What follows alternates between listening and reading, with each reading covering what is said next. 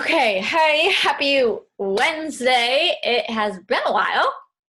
We're going to potentially be doing this the first Wednesday of every month, unless something changes in 2021. So here we are, and I'm super excited because I feel like it's been a while. But I'm going to jump right in because I have a lot to talk about and announcements first. So I'm going to share my screen. Thumbs up if you can see this. Okay. Um, so first off, announcements. Our next program launch is 9-week Control Freak. And if you have been around, we all know that Autumn Calabrese is a machine when it comes to putting out quality programs that our customers love. And so here she is again, taking what us coaches have given her for feedback. And what I am gathering is between like her 21-day fix and her 80-day obsession programs, we all loved the workouts from 80-day obsession, but they're long. She kind of chats a little bit. And so what it sounds like from the test group is she has taken these workouts. There's going to be like 20 to 30-minute long workouts, and it's a lot of like constant work, so not a lot of rest time is what it sounds like. So everyone is raving about the workouts, and the test group results have been awesome. But a couple key things to talk about is number one, on this coming Monday, December 7th, coach access is available to us and to any customers who want to sign up as a discount coach.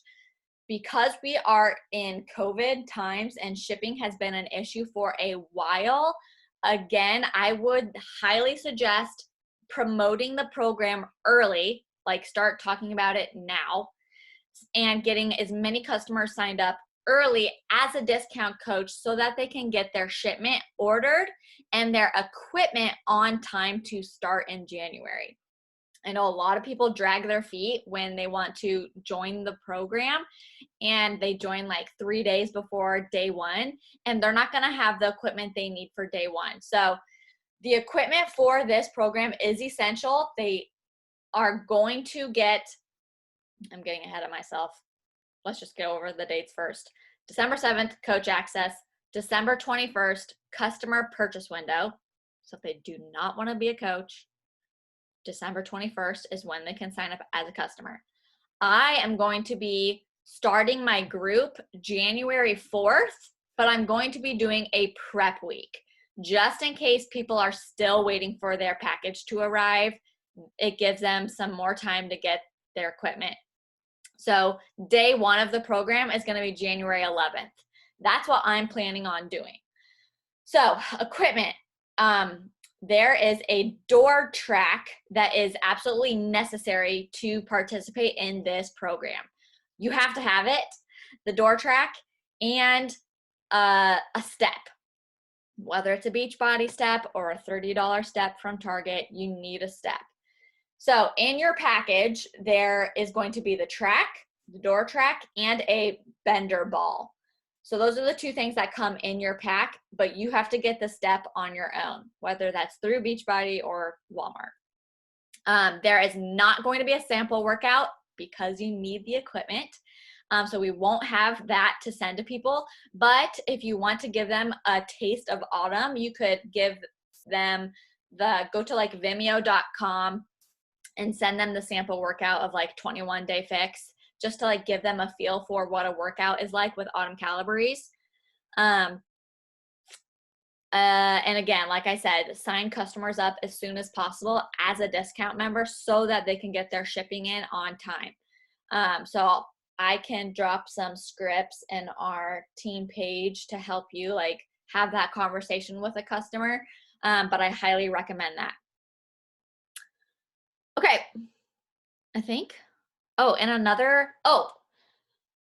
last thing is there is no, usually with all our program launches, a lot of us coaches tend to get the digital access only. So like no equipment, no supplements, but that's not going to be an option this time because you need the equipment.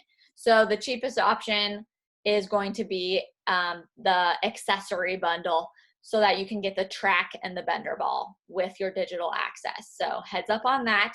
I will be posting some pricing images that I just got today, so I'll post those in the group tonight too. Okay. Now to the meat of the call.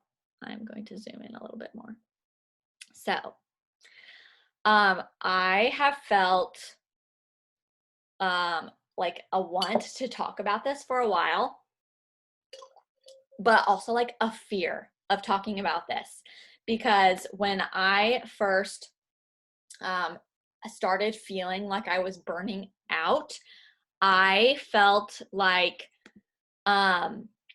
embarrassed. Like I didn't want people to think that I was burning out. Like I felt like I was weak or incapable or something. And so I decided, now that I've kind of like journeyed through that feeling, I think it's really important. And honestly, I feel like it's becoming more and more common in this day and age, but specifically like even in 2020, when all these extra stressors are going on, I feel like burnout is probably happening for, any typical in your career life. It could be in your parent life if you're a parent to a child, or it could be something that you've maybe experienced in your coaching journey, or it could be something that you might experience down the road. So I wanted to do a call on this. So in the end, I'm going to go into like what I felt a little bit in October, but overall, I kept telling myself, if you're tired, learn to rest, not to quit. So in October, I started, a lot has been going on in 2020, right? We moved. I have like had some marital issues, personal issues that have been kind of like building up for a long time. So like that was going on. My toddler was transitioning from 2 naps to 1 nap. And for me, that was really difficult to figure out a work schedule. And so I felt like I was missing out on a lot of like focused time that I used to have that I no longer had. So like that was happening. It randomly snowed in Minnesota and like it was gloomy for a week. And that had a massive like impact on my emotions. And it was just like this buildup of like all these different areas of my life. And maybe moving to a new city with like less friends had something to do with it too. And on top of that, like we had been pushing for elite this year. And so I felt this added pressure to like do more with my coach business. And so like it was just all these added pressures. And I just remember like one week, all of a sudden, like my ambition for coaching was just like not there. I have never like not been motivated to not work. Coaching has always like brought me so much joy, and I've loved what I do. I loved what I do. I still love what I do. But for some reason, in the middle of October, all of this was coming to a head, and I honestly felt like I was slipping into depression a little bit, and I probably was depressed for a solid week. And like for a while, I'd be like trying to try to process in a Instagram post to share what I'm feeling. And I remember using the word burnout in a caption, and I put like parentheses around it, like burnout wasn't a real thing. And it wasn't until like 2 weeks later till all of this happened. I found myself unmotivated. I didn't want to work. I was watching more TV, and I just, my sister sent me this podcast, which I'll talk about here in a minute, by Brene Brown. And it was all about burnout and the cycle of, burnout and how to complete the stress cycle. And I listened to that 3 times now. And it just like really spoke to me, and I like really could relate to what they were saying. And I learned a lot from that podcast. And one of the main things I learned from that podcast was to allow myself to feel the feels. And I don't know if you guys know anything about the Enneagram, but I am an Enneagram 7, and something that we are bad at is suppressing feelings, not wanting to deal with confrontation, not wanting to focus on anything negative. Sometimes that means we pretend that the negative doesn't exist, and so we do not deal with issues that are there, whether that's in my marriage or whether that's in like something that I'm not doing as far as coach activities or whatnot. I'm always like, everything's fine. I'm going to focus on the positives and like ignore everything that's negative. And that can just build up over time. And anyway, one of the things that I learned was feel the feels. And so I cried all the time that week in October. I cried so much. I cried at the drop of a pin, like when Navy was there and we were just playing together, like I was crying. And I'm like, I don't know what's happening. I feel lost. I don't know. I don't even know why I'm crying. I'm just sad. I am just really sad.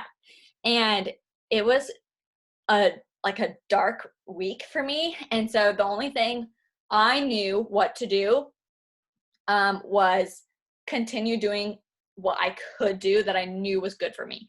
And for me, that was continue to exercise, because exercise, thankfully, was still bringing me joy, even if it was short-lived, and continuing to pray and pray for clarity and strength.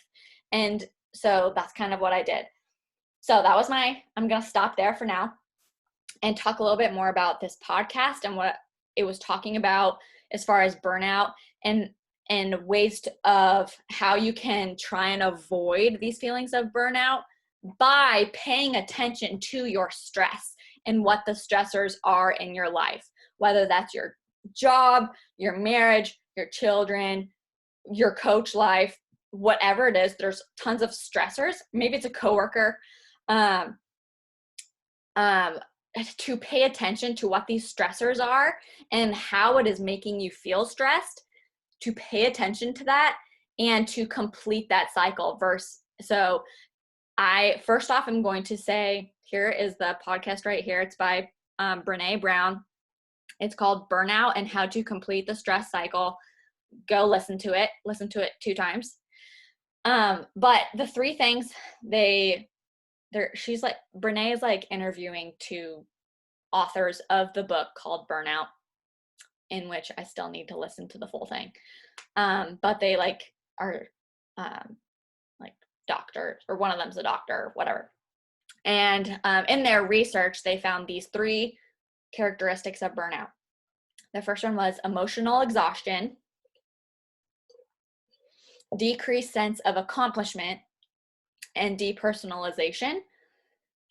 Emotional exhaustion, as far as fatigue that comes, and this was like somebody else's definition of it, fatigue that comes from caring too much for too long. Decreased sense of accomplishment, as in feeling like nothing you are doing is making a difference. Typo there. And then depersonalization, as far as a depletion of empathy, a depletion of caring, a depletion of compassion. And then for me, it was a depletion of caring as far as my business, lack of motivation. So they kind of go into talking about emotion a little bit, and how emotion has a beginning, a middle, and an end, and how emotion is like a neurological event. It goes through all the nerves of your body. It is a feeling. It's a natural tendency.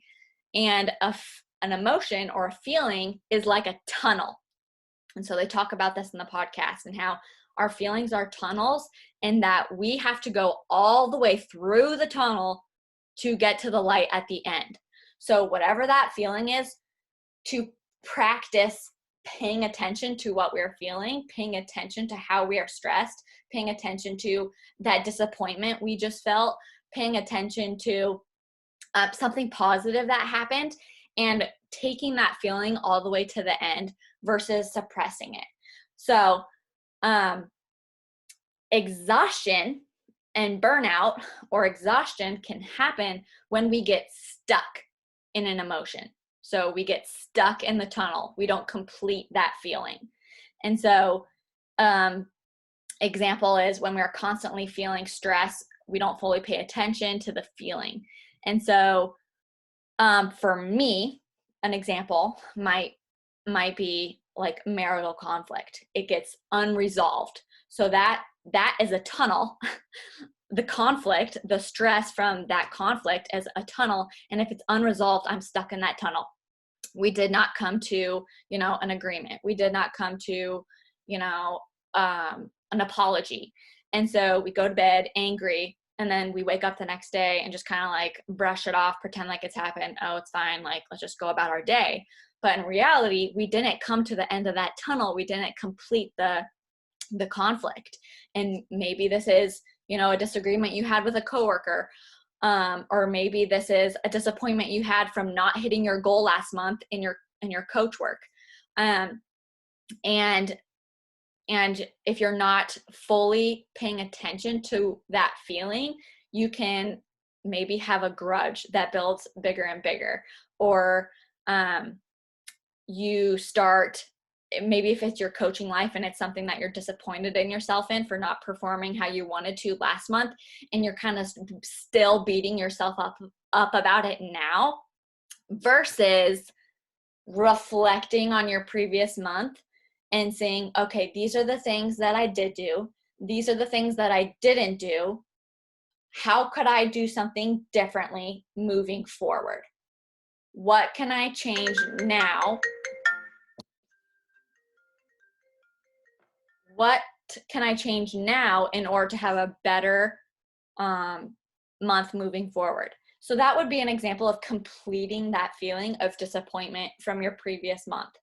Reflection and decision, like maybe that means crying. You need to have a good cry about the disappointment that you feel, and just feeling that feeling, and then praying through it, and praying through making sure you're not finding your worth in what you accomplished or didn't accomplish, and remembering maybe it's remembering who you are as a child of God, who you are as a person, and not being defined by what you accomplished or didn't accomplish, and just really reflecting on that. Maybe it's journaling. I always highly recommend praying through your feelings, and then you can move on with a fresh slate. So they talk about this a lot in the podcast about how every feeling is a tunnel and every stressor is a tunnel. And whenever we come to these feelings, we need to fully feel them to be able to move through. Otherwise, we build up this stress and we get to this point of burnout. So for me, I feel like my culmination of burnout was from all those things I previously mentioned: mom life, marriage, pushing for elite, and weather, and lack of community. And maybe it has something to do with COVID too. I don't know. But it was just a buildup. And it was a buildup of never crying. I could not remember the last time I had cried until the middle of October, and I cried all week long. But I also prayed all week long every time I was feeling those emotions. So this podcast is not faith-based. They're very science-y, but I do feel like there's some truth and fact to what they had to say. So some of the things they talked about was ways to complete the stress cycle. Some of these are going to be obvious, but the most efficient ways they talked about to completing your stress cycle and feeling the feels is, number one, physical activity. Obviously, that's not a shocker there. We've always heard the term I need to go burn off some steam. I remember back in high school, there was some drama going on, and I must have been a junior or senior. I must have been a senior, because for some reason I didn't have practice after school. And so I came home and I was just like all like frustrated. And for the first time in my life, I'm like, Mom, I'm going for a run. I never used to do that on my own. And I just like went for a run and I came home and I just remember feeling so much better. We all know how that feels because we're coaches. It's part of our job to exercise, and we know what that feels like to have that endorphin release. And how cool is it that God created our bodies to do that as like a reward for cherishing our body and taking care of it, because it is connected to our emotional well-being at the same time. Like, that is so cool that God created our bodies to have that type of connection. So physical activity. Number 2, breathing. Oh my gosh, I'm so bad at this. Even right now, I'm like holding my breath as I'm talking. Breathing regulates your nervous system. Even just like having focused breathing. Maybe you're in a tense conversation. Maybe you're writing an email. Maybe you're writing a post and you like don't know what to say, or you're nervous about pushing post. Stop and like, they talk about focusing and like listening to your breathing for just 2 minutes and how that can make you feel so much better too. It was interesting. They talked about the 2 main like camps of people that teach breathing is, one, obviously yoga instructors. If you've ever done yoga or meditation from the Bod Library, you do a lot of focused breathing. And the second people who train breathing is actually special force military, and how they can like use that to focus and recognize like fear and emotions that they're feeling in a tense situation. I thought that was interesting. Number 3, positive social interaction, whether that's a phone call to your best friend, a walk, a girls' night out. Number 4 was laughter, true hard laughter. And these got weird. The 5th one is supposed to be affection. And they talked about how there's this thing called the 20-second hug, and how a long embrace can lead to feeling fully like relaxed, and how you are the only person you're going to hug for 20 seconds is somebody you like really care about. So maybe that's your spouse or a parent or a family member, and how just a long embrace can, I don't know, something to do with oxytocin and how it makes you feel better. I have, okay. And then number 6 or 5 was a big cry. Like I've been saying, allowing yourself to feel the feels. And crying might not solve the problem, but it can be a physical expression. Letting the stress cycles complete is what they talked about. I always feel better after I cry. I rarely cried. I hate crying. But I like decided after I listened to this podcast that it is healthy for me to release the stress if I just allow myself to cry it out. Because normally it's only for like 2 to 5 minutes and then I feel better. And then other ways is creative expression. If you like drawing or coloring or journaling, that can help as well. And again, the podcast is very sciencey, so they didn't talk about faith at all. But obviously I'm going to add in prayer and just seeking the Lord. I don't know if you guys were following my stories during that time in October, but I just kept saying, I feel like crap. I don't know how to feel. I don't know how to explain how I feel, but I'm just going to keep seeking the Lord during this time. And so what got me through my feelings of burnout was continuing to exercise and continuing to pray, to like just pray my way through my feelings, to like get on the other side. And what was interesting was during that week or 2, I made sure that I was also listening to less country music and more worship music. And it was interesting because I was praying and because I was asking for the Lord to give me clarity. He was like showing me random Bible verses that I never come across that were so uplifting. He was showing me songs that I've never heard before that were so uplifting. And it was just really speaking to me because I was asking him to speak to me. This was one of the verses I came across was, let us not become weary in doing good, for at the proper time we will reap a harvest if we do not give up. To not take this out of context, they're talking about like sharing the gospel with people. But in this case, it like reminded me of, I am doing good as a coach. I have a group of real women with real lives, with real struggles in my Facebook group because they trusted me with their time and their commitment and their financial investment. And they're here because they're looking to me and they have entrusted me, you know, to be their leader. And they wouldn't still be here if I wasn't at least doing my job somewhat decently.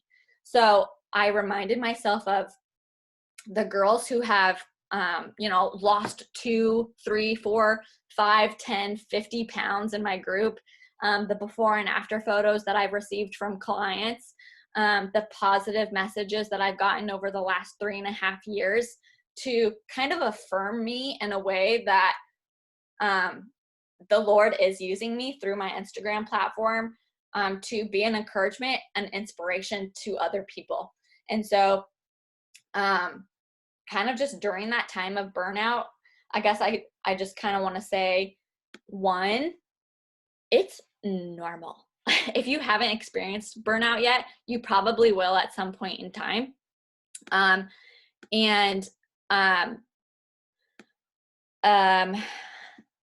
For me, I knew that I just needed to keep doing what I could that I knew was healthy for me.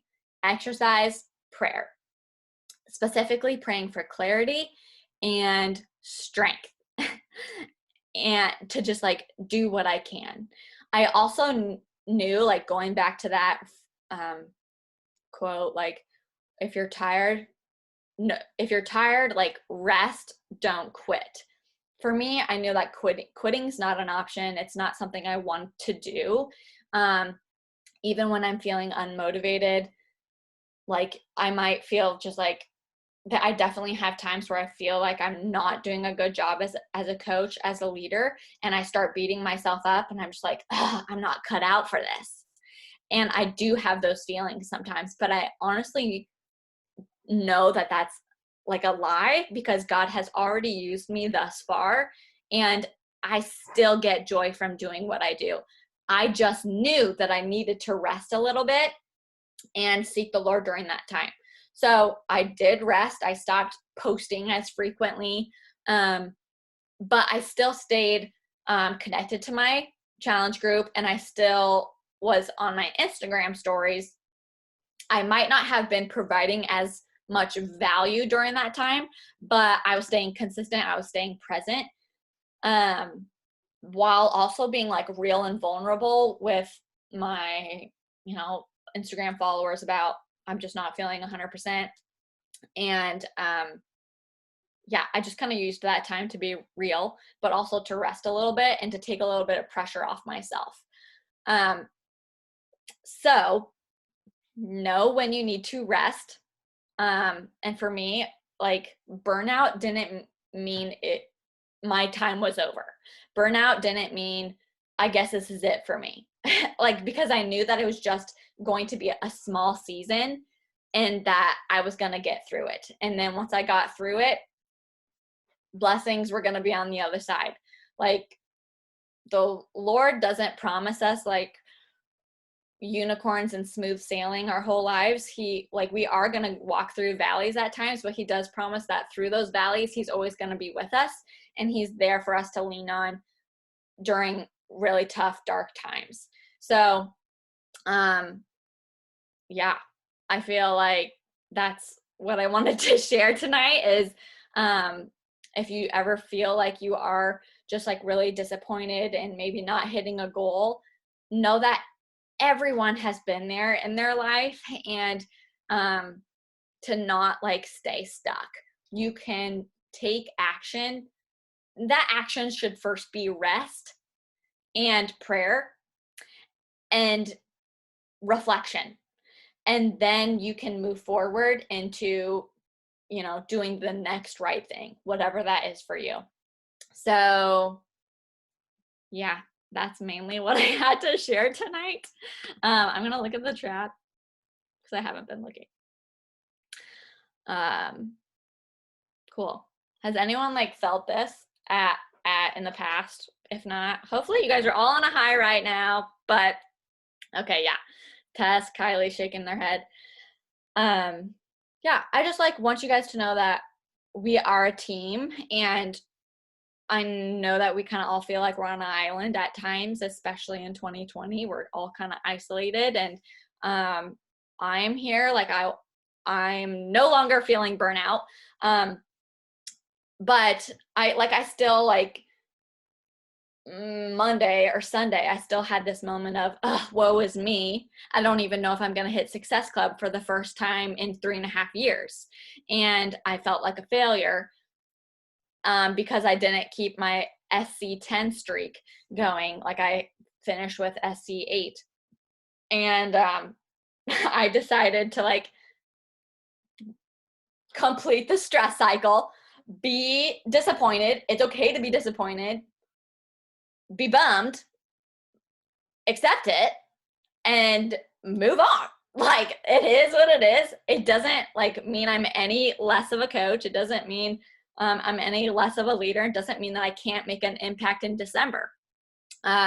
So I have lows too. I have hard days too. But I am always hopeful, and I'm always looking to do the next right thing. So always go back to your why of why you started coaching, that vision of knowing what coaching can do for you, and having that goal on a sticky note, what you want your life to look like if you do the work, and if the Lord blesses the work of your hands, what that could look like for you and your family, and let that drive you. But also, and more so, the lives that you could impact. We are here to be a blessing to others. And so let that be an encouragement for you to just show up and be a light to people. So go back to your why, go back to your vision, remind yourself why you started and your goals that you have for yourself to help you keep going even on the hard days. I know really crappy things can happen, and really heavy things can happen in life. And so sometimes that just means, okay, I'm going to not be pedal to the metal this month, but I'm still going to be kind of consistent. Maybe that means you're just going to be on cruise control for a month instead of all speed ahead. But just keep moving forward, do the next right thing, whatever that is for you. And I'm always here to be a sounding board, whether I'm your sponsor coach or not. Feel free to reach out to me. I'm happy to talk to you guys through whatever, but that's it. Thanks for being on tonight. Hopefully this was encouraging in some way.